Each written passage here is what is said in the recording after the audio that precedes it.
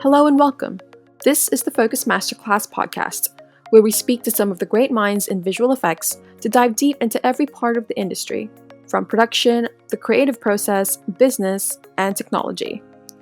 In this edition, we spoke to Nick Davis, a production-side VFX supervisor now with MPC.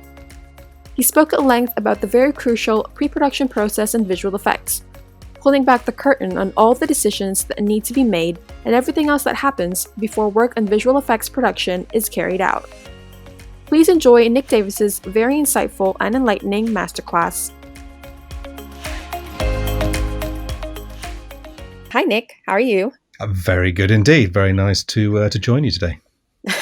Thank you for being with us today. I'll let you, Nick, just go through the whole pre-production process. So yeah, take it away. I was going to talk today a little bit about the role of the production side VFX supervisor, and specifically about the whole prep period.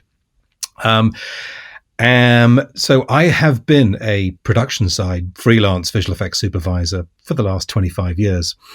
And obviously during this time, the industry has changed dramatically. And it's not just the enormous technical advancements that we have all seen, which themselves have opened up a whole new creative world of possibilities to writers and filmmakers, and the only limitations these days being the imagination. And this ground shift has obviously changed the entire attitude towards the discipline and its fundamental role within the industry.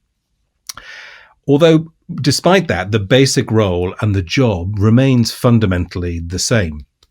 And I was sort of anecdotally going to highlight that change. I myself was working on a movie called The Fugitive, which Harrison Ford was starring in. And this was, it was in about 1993. And one of the main highlights of the movie was to be a spectacular train crash. And at every pre-production meeting, we, the VFX crew, were very much treated as the pariahs in those days. We were the non-union sort of startup boys who were going to steal the jobs from the stunt teams and the special effects technicians. So when it came to time to shoot the plates, we were often made to do them sort of during the lunch crew breaks of the main crew, or we would shoot them sort of after wrap. They'd leave a few lights burning, and that's when we would have our moments. And when it came to the actual train crash itself, we shot this at night in North Carolina. It was an enormous shoot. There were 17 camera crews. It was in a massive demolition of a train line, which actually ended up with a real train crashing at about 30 miles an hour. And it was a whole spectacular shoot that was set up. And the visual effects team, myself and a couple of others, we had a VistaVision camera, which was set up directly in the line and the path of the derailing locomotive. And finally, at about 3 a.m, the whole shoot was ready to go. And off it went, and it was absolutely spectacular. And the train did exactly what it was meant to do. All 17 cameras rolled. We got spectacular footage. But our camera was buried in a massive wave of mud that was pushed in front of the locomotive. Now, 20 minutes later, the crew had wrapped out all of the cameras and all of the lights were killed. And myself and my VFX partner were left in the dark, in the cold, to dig our own camera out for about 2 or 3 hours with nobody even thinking about us. And I bring this up because that was the attitude towards visual effects only 25 years ago. And of course, today, visual effects have become a vital central part of the filmmaking process. As budgets and appetites have grown, so our voice and our place in the film creation process has changed. Now, we're brought in very early in the process, usually shortly after the director and the producer are hired, and often at the same time as the production designer. And many times, we're actually brought on in what we call sort of pre-production. Now, pre-production is a sort of a 10-week period where the studios want to see a roadmap. They want to see a plan of how the movie is going to be made. They want to see key creative concepts, designs. They may wish to see sort of visual effects tests and proof of concepts, highly technical visual effects that we may be taking on. They're going to want to see those tests put forward just to make sure that it's realistic and that they can be achieved. They also want to do major casting decisions, and they might want to see whether you're going to be going to location, or they'll want to see set plans. And mostly they want to see at the end of that a realistic budget that matches that plan. Now, as visual effects often make up the largest single below-the-line item, we're a major contributor to this period. So it's necessary that during this time, we budget the film to the best of our ability. And to do this, we sort of need to put ourselves in the head of the directors. We need to imagine how we will construct these scenes. What elements will be necessary to build? How are we going to shoot? What are we going to shoot? Now, most of the other heads of department are not hired at this point. So we have to make allowances and guesstimates for their disciplines. For example, say it's the prosthetic makeup department. Where do we expect the prosthetics to start and the visual effects to take over? The same with the special effects. What sort of rigs would we need? What sort of explosions or rain or snow, or what would we expect to happen on the set, and at what point do we take over? And unfortunately, it's often up to us to sort of guess this beforehand. The same with the sets. We can talk to the production designer, but at a certain point, he hasn't designed the movie yet. He's not himself 100% sure. So we have to put our best guess, and we have to say, well, we'll expect them to build X amount of the set. And the rest of it we will do with virtual takeovers or CG extensions, or we will expect them to go to location for this sequence, or we may even say, you know what, they're not going to find this, and we'll expect this to be completely CG. And then finally, we need to know how many shots will be required per scene.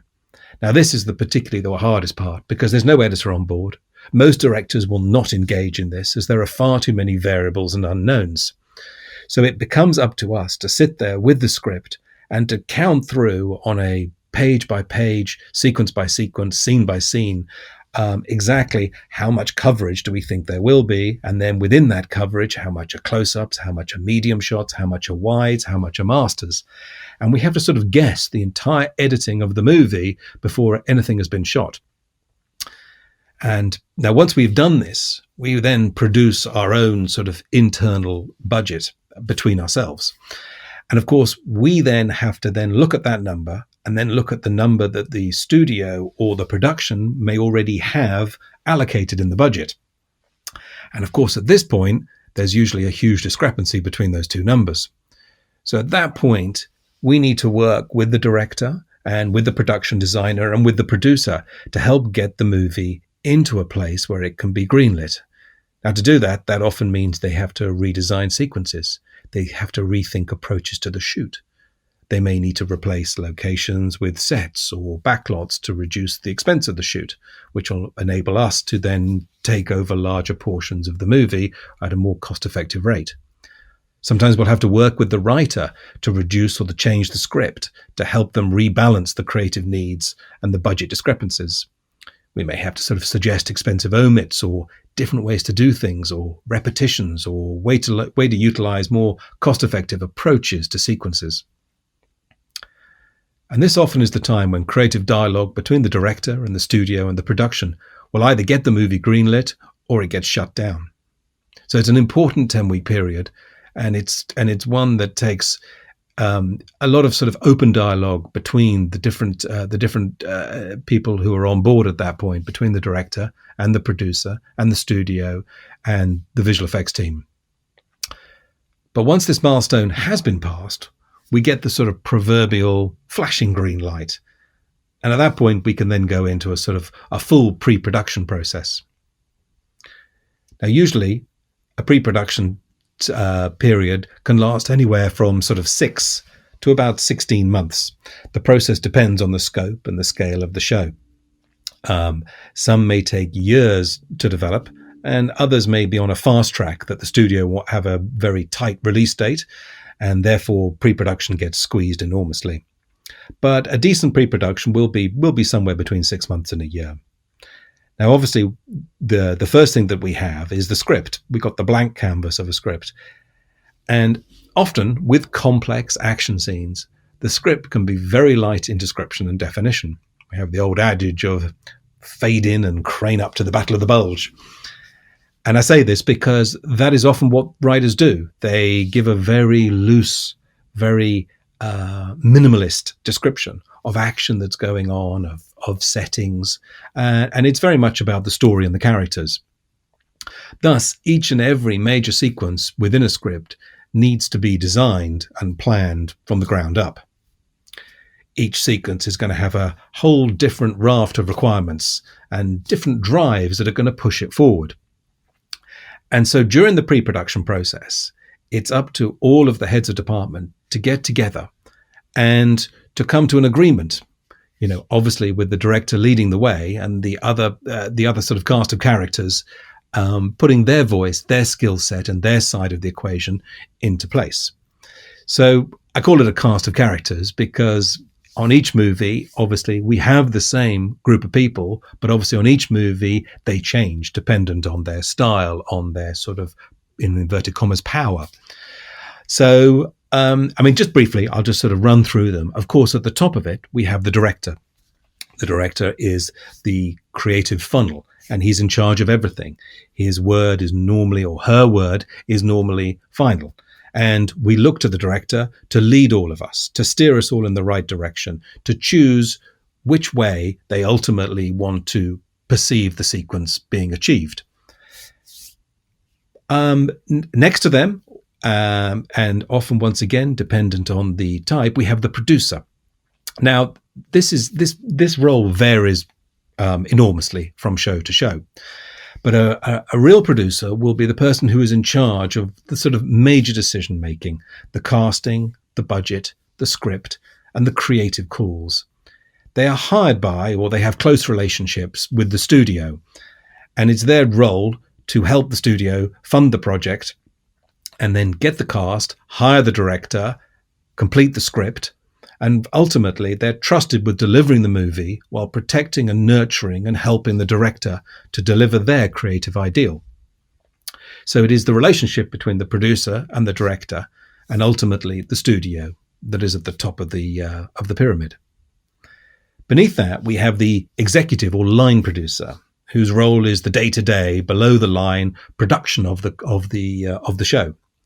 Everyone's budget, although funnily enough not ours, they're in charge of. They decide how the production is run, and they work with all of the heads of department to make sure that their money is spent in the best way for the movie. They're there to help schedule pre-production, the shoot, to decide upon locations, and they will make on the daily decisions as to the big expenses, hiring stages, hiring locations, hiring a lot of the crew, how many crew, where, when, and how. And so many of the answers of pre-production actually fall to the executive producer. We tend to have a lot of interaction with this person in prep, as they often look to us to resolve all the shortfalls in their budget. And we're also to help them make the best decisions. They will come to us to talk about set builds. They'll come to us about locations. They'll come to us about second unit. And they will often come to us, as I say, to help them find alternative ways to do things for more cost-effective means. We also have the studio creative executives. Now, this person will represent the creative desires of the studio as far as story, cast, look, design, etc. We don't have quite so much interaction with them, but they will look to us to see any fundamental visual effects designs, say if they're creatures, or they'll want to see any previs that we've done. And towards the end of post-production, obviously, they're involved with the final visual effects look. Some studios have more input than others. Some creative executives are very hands-on and others are very hands-off. So that can change show to show. Then, of course, we have the visual effects studio executive. Now, this person we directly answer to. We discuss all changes, all budget decisions, all creative decisions, all script changes. And for visual effects, this is a very important person in our world. And this role actually only came into being in about the late 1980s. At this point, visual effects fell into the world of post-production. However, budgets and requirements became so huge as movies changed that line producers and productions were often found to be dumping all of their problems of the show into the visual effects budget, leaving the show with no money to support or the costs attached, and therefore post budgets were going tens of millions of dollars over.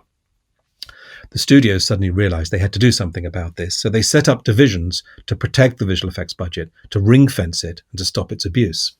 Therefore, as I said earlier, in fact, the line producer, the executive producer, has very little say in the visual effects budget.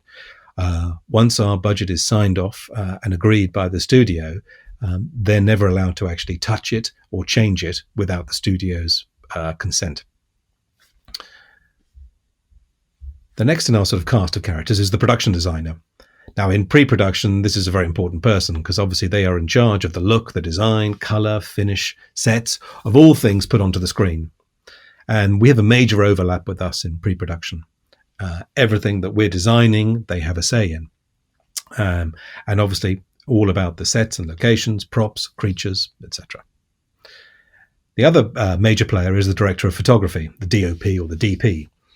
Now, often this person may be a quietish voice in the prep period, but as we know from experience, and we are once bitten, twice shy, once shooting starts, he becomes or she becomes the second most powerful voice on the set and can be the nemesis of many a VFX soup. Collaboration is vital with this person, as all technical, camera, rig, screens, color pipelines, framing, and plate work ultimately goes through them. So therefore, this is an important person to collaborate with during pre-production. Then the other players are the sort of stunt coordinators and second unit directors. Sometimes this is the same role, who are there to design a lot of the action sequence. And so we often end up working closely with them. And of course, special effects coordinators, who we work closely with the manufacture of all sort of interactive physical rigs, smoke, rain, wind, explosions, etc., and elements. And then there is the AD, the assistant director, who's in charge of the schedule of all the daily meetings in prep and of the director's time and access to the director, and also in charge of the shoot schedule on the stage floor ultimately. There are obviously many other heads of department, but all of these are the main ones that we tend to deal with in prep. And it's this little cast of characters who get together almost on a daily basis in meetings, normally from morning till night, and who end up sort of traveling the world in small vans and planes, trying to figure out how best to design, to prep, and to shoot the movie. And we all become a sort of very close-knit little unit. But of course, at the same time, we're all sort of fighting for our corner. Now, as I said, the script rarely holds all the answers to any sequence. Usually it's merely a guide that needs to be fleshed out in this prep period. Heavy stunt action sequences are usually led by the stunt coordinators and the second unit director, and the special effects and the DPs will also be involved with these. However, with highly complex scenes which blend live action, CG and CG characters and special effects and stunts, it becomes a long and complex road to design and plan these sequences. During this period, our role is to help visualize all of these scenes using concept art, storyboards, pre-visualization, and then often VR and AR and any virtual production tool.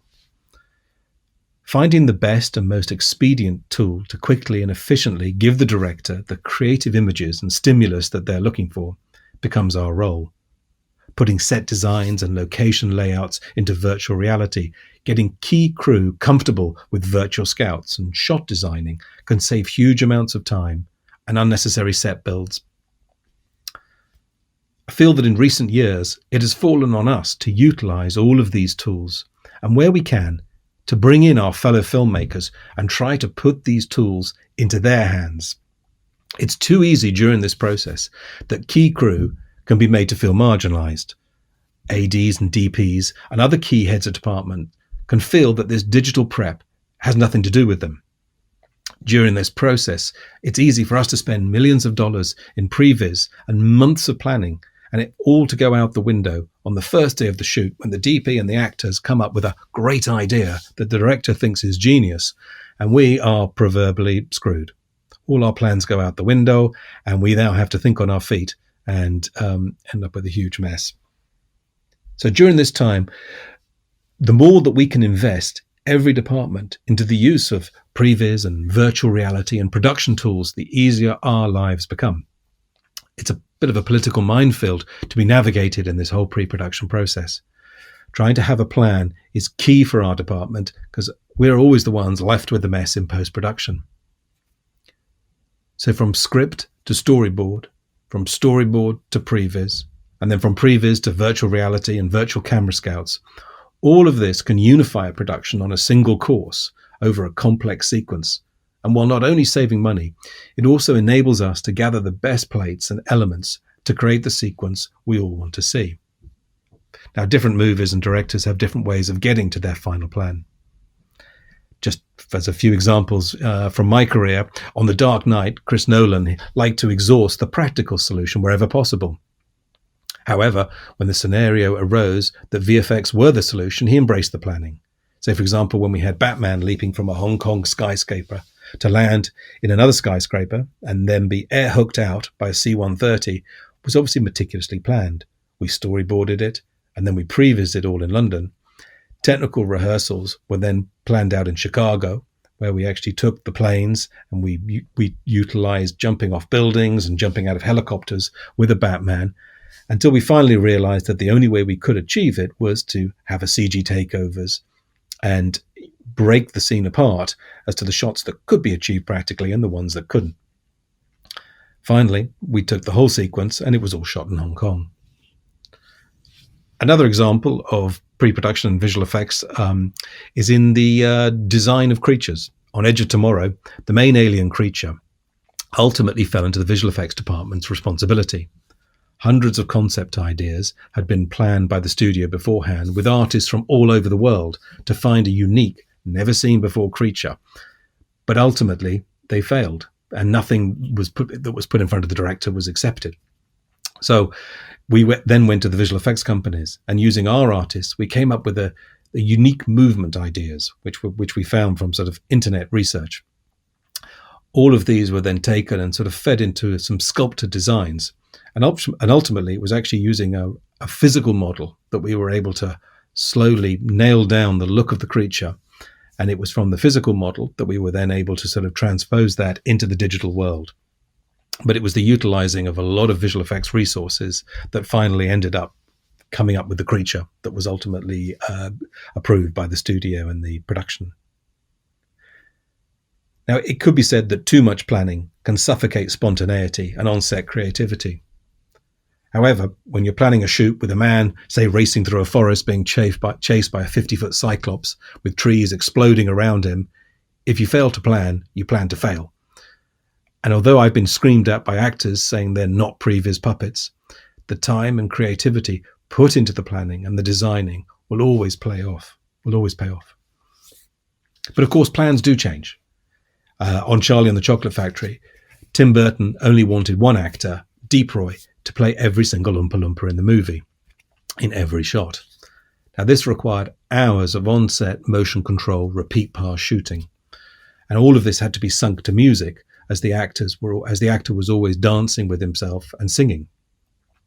Now, Deep Roy had no sense of rhythm whatsoever, so this became a huge problem for us to deal with. Tim quickly lost interest in the whole venture, and we realized very early on in pre-production that we were going to need a plan B, or we would be shooting for months and months, and this was going to be financially crippling. So the team at MPC developed a fully CG Oompa Loompa. Now, this was 17 years ago, and for its day was completely groundbreaking. But it was us enabling us, though, by putting in this time in pre-production to come up with a separate plan that actually enabled us to complete the movie. Planning for the physical shoot also saves us time in post. By collecting good data, having the right teams available, knowing where we would need scans, where we need LiDAR, where we need photogrammetry, where we need set surveys, where we need elements to be shot, where we need scans of actors, where we may need Medusa. All of these things have to be meticulously planned in pre-production so that the right elements are there during the shoot. For example, planning green and blue screens and having them built and hung in the right places is a political dogfight all on its own. Who builds them? Who orders them? Who pays for them? Who moves them around the set? And at the same time, how do we not block the DP's lights? How do we fit them into the set? So there are so many things that have to be answered, yet we want them there to protect ourselves so that we don't have impossible roto feeds in post-production to achieve. Yet, of course, every other department is quite happy for them not to be there. So for us, there's a huge amount of planning and a lot of different departments having to work together to actually achieve the correct balance of screens versus sets versus when we let the DP have his lights and we have to just eat the roto. And therefore, pre-production does become an endless round of meetings, narrowing down the seemingly infinite variables in each scene. because a good plan with a realistic budget will always reap rewards. And although it takes a lot of hard work to make a bad movie, pre-production is the time when good decisions, good sequence designs, and united teamwork across all the technical disciplines will give us a fighting chance to make a good movie. Wow. That was very, very interesting and very, very cool. And very enlightening as well, because that was like a lot. I'm sure a lot of people don't quite realize just how much work goes into pre-production, and not even just pre-production. You mentioned earlier pre-production. So there's a lot more that goes into it even before you start creating the characters or actually, really diving into the creation of the visual effect itself. Now, I do have a couple of questions, just as a sort of, just to sort of clarify things. I'm interested, especially in pre-production, and the budget, I suppose, and the creative process and the kind of juggling, balancing act of that. How do you know which to prioritize if you're the production supervisor? Well, it's a very good question. I mean, ultimately, we will be given a number, usually by the studio and the production, and they will say, we have X amount of millions in the budget for visual effects. And they'll have an end figure that the studio wants to make the movie for. Now, if that end figure is vaguely realistic, you have a good fighting chance of getting the movie greenlit. But obviously, the script and that number don't always balance together. Some studios do things a little differently, but from my history of working on big shows, I've often found that they will deliver the script for you and they just have a number in their heads that they want to hit. And it then becomes up to the production to merely find a way to hit that number.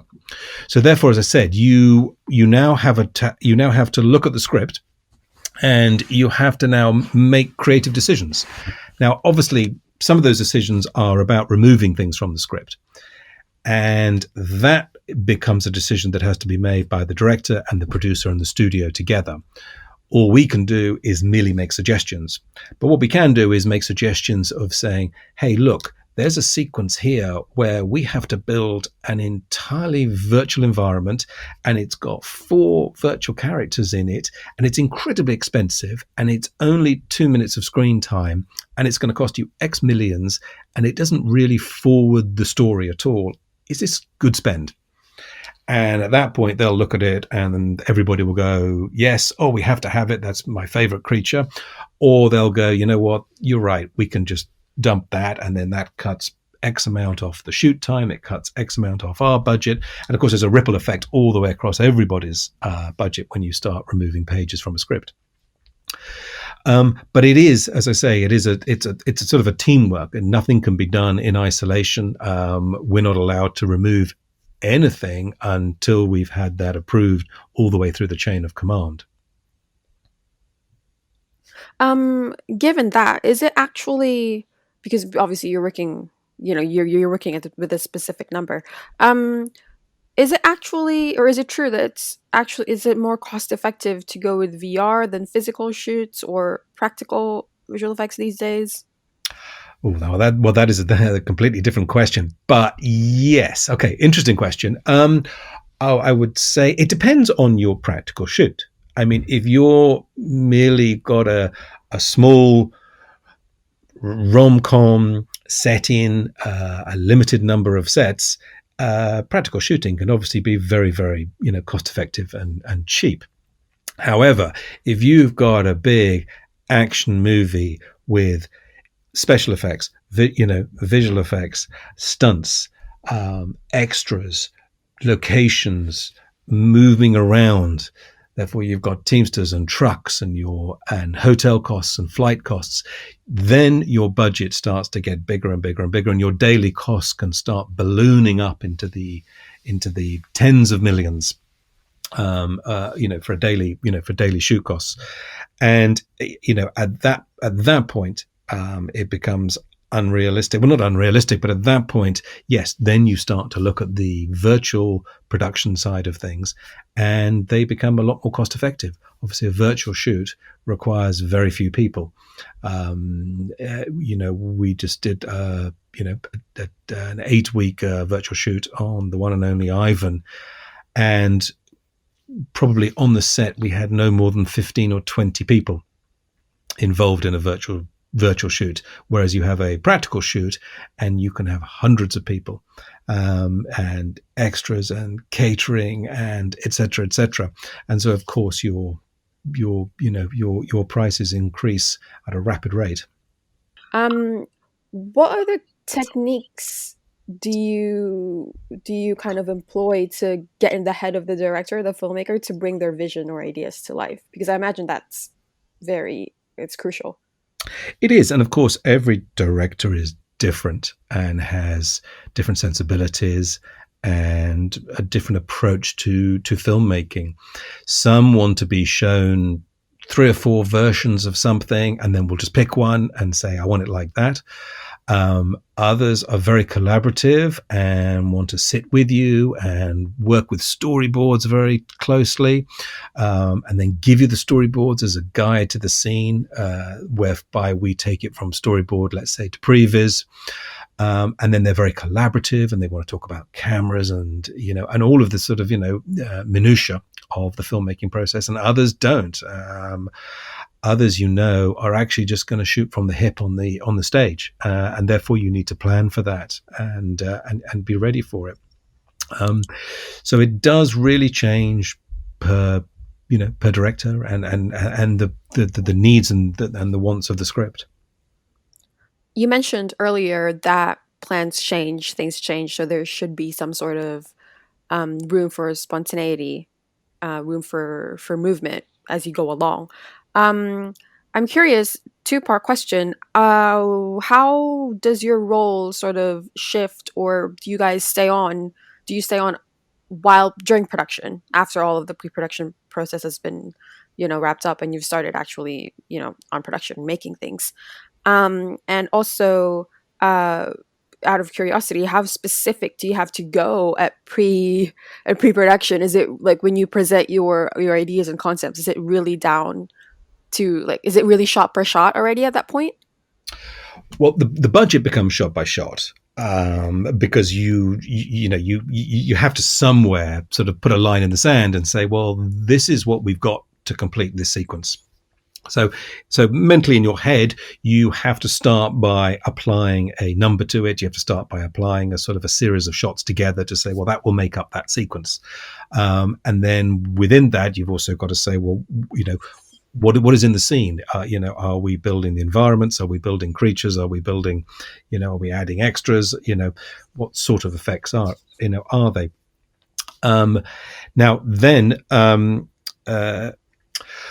well, the role of the visual effects supervisor sort of continues on from pre-production into production. Obviously, now we go into production and we try and now put our plans into action.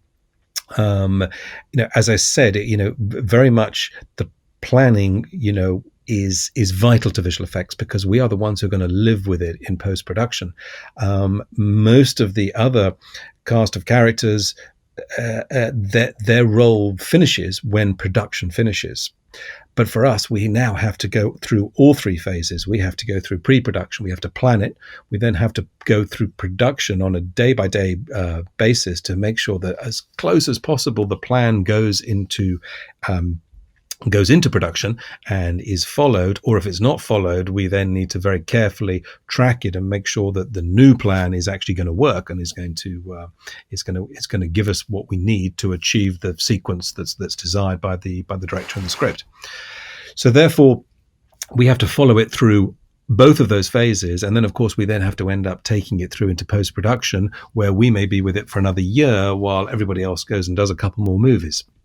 So we do find ourselves in a very unique position that really only the producer and the director are actually in, which is we're on board of a movie from day one of the script and the hiring of the production designer all the way through almost until the release of the movie. And this can be several years. So, of course, our role is a tricky one, because in pre-production, we are trying to work with production designers and please the producer and the director and the studio, and trying to plan out the sequence, not only to work for the budget, but creatively to achieve the needs of the script and the creative desires of the director. But then, of course, we have to take that through production. Now we have to have the delicate balance of having to deal with directors of photography, actors, and all sorts of highly creative and talented people who will have their own creative input that they want to put, and their own stamp that they actually now want to craft into the movie. And we have to give them their space and their time and to do this, while at the same time we do need to protect the plan. Because otherwise, if we let the plan go completely off the rails, there can be huge financial problems with that. And as I said, and once again, we need to make sure that we can creatively deliver the sequence with the elements that we're being given. So that really is that. So our job really doesn't stop. It's just a sort of different, just a different time and a different part of it. How often does it happen where you end up with a film that is almost entirely different from what you had planned at the very beginning, because a lot of things changed along the way? Oh, often. Very often, I'm afraid to say. Yeah, the best laid plans, we try to plan. It seems to be the smart thing to do, but unfortunately, as I say, we're dealing with a highly creative medium, with highly creative people, with lots of individuals, lots of egos, and things change. Now, some studios are actually a little bit more clinical about it and don't like so much change. But I think it's part of the medium. It's part of the expression. I think you learn so much as you're making a movie, and every movie is different. And if it were that easy that you could plan the whole thing in prep and then go, all I've got to do now is just shoot it and cut it together and it'll be perfect. It just never works that way. You just learn so much more about the story and the nature of the characters and the nature of that story that you're telling, and its balance just changes. And as that happens, things that we thought were terribly important in pre-production suddenly don't seem to be so important, and actually what is important is something else, and you have to change that plan.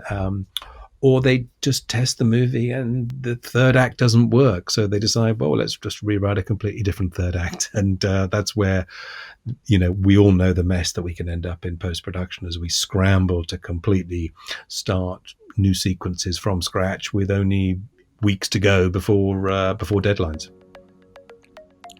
Thank you very much, Nick. Very insightful. I'm sure it will be very helpful to our listeners, and good luck with your future projects.